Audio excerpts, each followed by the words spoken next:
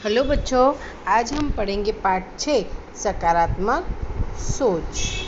आजकल यह प्रचलन में है कि लोग एक दूसरे की कमियां बहुत जल्दी ढूंढ लेते हैं, चाहे खुद में कितनी ही कमियां हो या बुराइयां हो, लेकिन लोग हमेशा दूसरों की बुराइयों पर ही ध्यान देते हैं कि अमुक आदमी ऐसा है, वो वैसा है।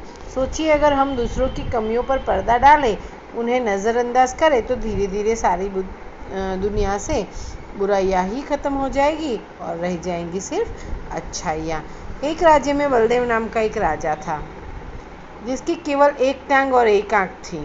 उस राज्य में सभी लोग खुशी से रहते थे, क्योंकि राजा बहुत बुद्धिमान और प्रतापी था और वह अपने राज्य का बहुत ध्यान रखता था। एक बार राजा के मन में विचार आया कि क्यों न खुद की एक तस्वीर बनवाई जाए। फिर क्या था, देश विदेश से चित्रकारों को बुलवाया गया और एक से एक बड़े चित्रकार राजा के दरबार में आए। राजा ने सभी चित्रकारों से कहा कि वो उनकी एक बहुत सुंदर तस्वीर बनाए जो राजमहल में लगाई जाए। सभी चित्रकार सोचने लगे कि राजा तो विकलांग है, फिर उसकी तस्वीर को बहुत सुंदर कैसे बनाया जा सकता है। वह तो संभव ही नहीं है। यदि तस्वीर सुंदर नहीं बनी तो राजा क्रोधित होकर दंड देंगे। यही सोचकर सभी चित्रकारों ने राजा की तस्वीर बनाने से मना कर दिया। तभी पीछे से एक चित्रकार ने अपना हाथ खड़ा किया और बोला कि मैं आपकी बहुत ही सुंदर तस्वीर बनाऊंगा, जो आपको जरूर पसंद आएगी।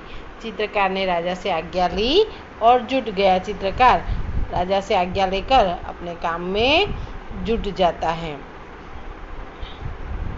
तस्वीर बनाने में कुछ समय पश्चात उसने एक तस्वीर तैयार की, जिसे देखकर राजा बहुत प्रसन्न हुए और वह फूले नहीं समा रहे थे।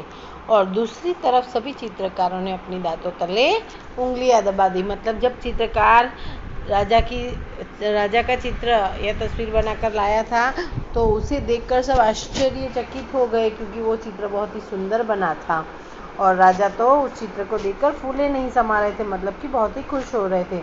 चित्रकार ने राजा की ऐसी तस्वीर बनाई थी जिसमें उसकी एक भी कमी नजर नहीं आ रही थी। तस्वीर देखकर कोई नहीं कह सकता था कि राजा विकलांग है।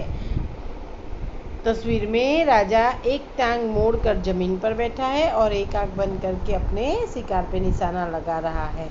मतलब उस तस्वीर को देखकर किसी को भी पता नहीं चलेगा कि राजा के एक पैर और एक आंख नहीं है।